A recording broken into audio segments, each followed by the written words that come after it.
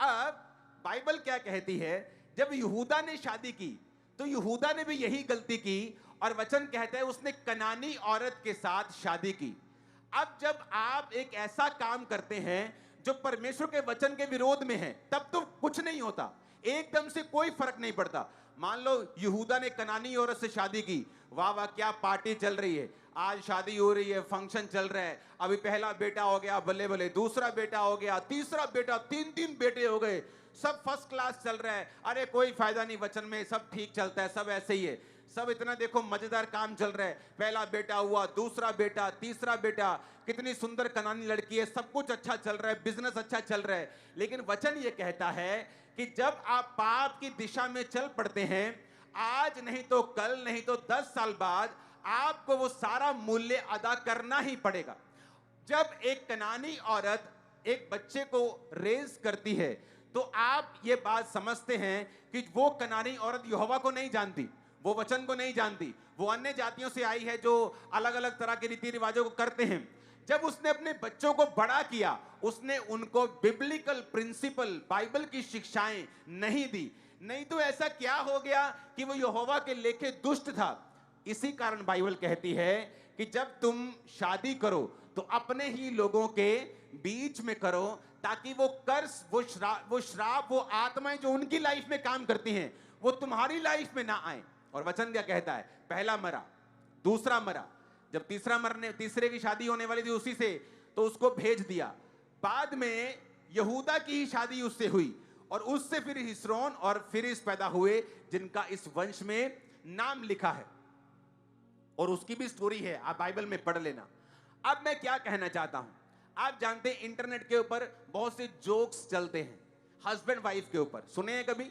Mostly जो comedies हैं उनमें हस्बैंड और वाइफ का बड़ा जिक्र होता है। मोस्टली जो कॉमेडियन हैं वो हस्बैंड और वाइफ के रिलेशनशिप पे बहुत से जोक्स करते हैं। कितने मेरी बात को समझ रहे हैं? आप इंटरनेट पे देख लो, आप फेसबुक पे देख लो, बहुत से, आई थिंक 50% 40% जोक्स जो होते हैं वो हस्बैंड वाइफ के ऊपर होते हैं। रीजन क्या, कारण क्या? अभी दो जोक्स आपको मैं दिखाता हूं स्क्रीन के ऊपर, दो पिक्चर्स दिखाता हूं स्क्रीन के ऊपर। हाँ,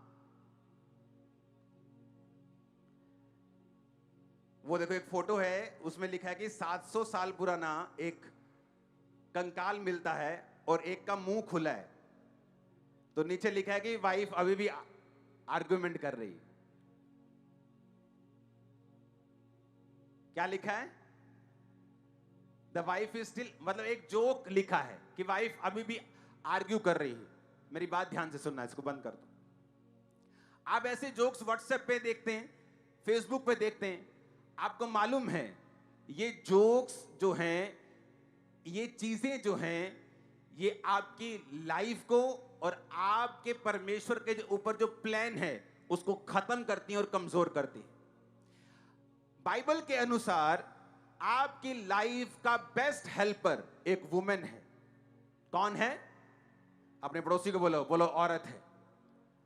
अगर आप स्टडी करें तो स्टडी में यह मालूम होता है कि जिन लड़कों ने, जिन बच्चों ने अपनी माता के प्यार को ज्यादा पाया है और अपनी माता के ज्यादा करीब हैं, उनके डिप्रेस होने के चांस दूसरे बच्चों से कहीं अधिक कम है, क्योंकि शादी से पहले आपकी मदर आपका डिवाइन हेल्पर है।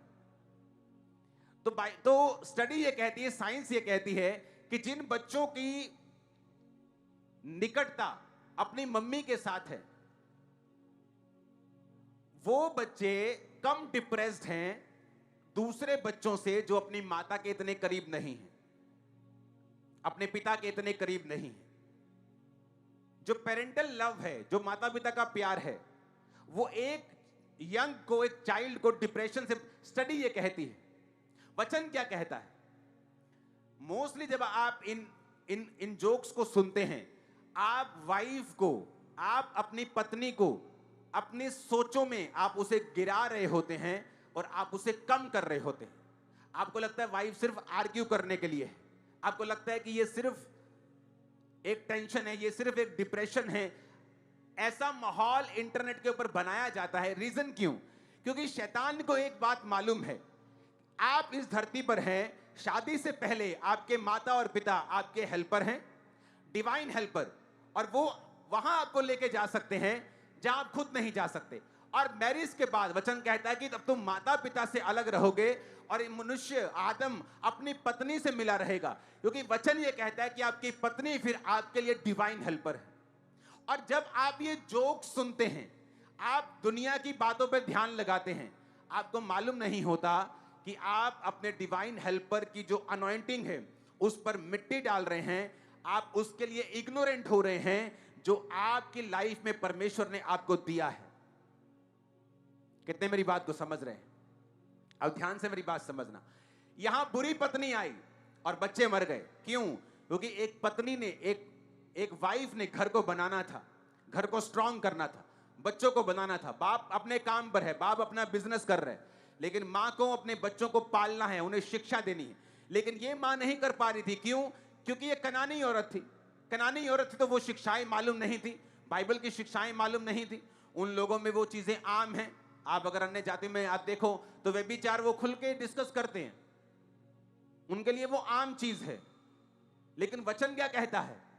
वचन हमें पवित्रताई में जाने के लिए कहता है। तो जब उनकी बढ़ोतरी, जब उनकी जो शिक्षा थी वो सही नहीं थी, तो वचन कहता है कि परमेश्वर ने उन्हें मार दिया।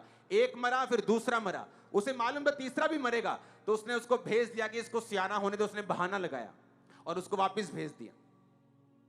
अब मेरी बात को ध्यान से, बड़े ध्यान से समझना और सीखना। अगर आप मैरिड हैं, आपकी वाइफ आपको एक हेल्पर के रूप में दी गई। मेरी लाइफ में मेरा काम है मिनिस्ट्री को बनाना, परमेश्वर से नया विजन लेना, उसको बिल्ड करना, प्रोटोकॉल बनाना, रूल्स बनाना, पूरा एक सिस्टम बनाना, उसके बाद उसको खड़ा करना और अपनी वाइफ के हाथ में सौंपना। उसका काम है उसको मेंटेन करना, उसको बनाए रखना, उसको आगे लेके जाना। अगर मैं बनाना छोड़ दूं तो सिस्टम वहीं रुक जाता है। अगर मैं बिल्ड करना छोड़ दूं तो सिस्टम वहीं रुक जाता है। तो मेरी वाइफ सिस्टम नया बना नहीं सकती उस लेवल पे जहां मैं बना सकता, लेकिन मेंटेनेंस मैं वो नहीं कर सकता जो मेरी वाइफ कर सकती। कितने मेरी बात को समझ रहे हैं? इसलिए आपने ये देखा होगा, इसका मतलब ये नहीं है कि जो मैन ऑफ गॉड हैं उनकी लाइफ में या उनकी जीवन में उनको मैरिटल प्रॉब्लम्स नहीं आई, कईयों के डाइवोर्स भी हुए। इसका मतलब ये नहीं है कि परमेश्वर का प्लान खत्म हो गया। इसका मतलब ये नहीं है कि परमेश्वर का प्लान हट गया। जब परमेश्वर ने ये देखा कि आदम जो है वो काम कर रहा है, तो परमेश्वर ने कहा तेरा अकेला रहना ठीक नहीं, मैं तेरे लिए एक मददगार बनाऊंगा। और बाइबल कहती है परमेश्वर ने उसे हवा को दिया। बाकी सारे जानवरों को परमेश्वर ने आदम के पास मैच करने की कोशिश की, कोई मैच नहीं किया, लेकिन हवा उसके साथ मैच हुई। अगर आप देखें तो मोस्टली जोक्स, मोस्टली ये चीजें इसलिए गढ़ी जाती हैं ताकि हस्बैंड और वाइफ का जो रिलेशनशिप है वो कभी भी स्ट्रांग ना हो।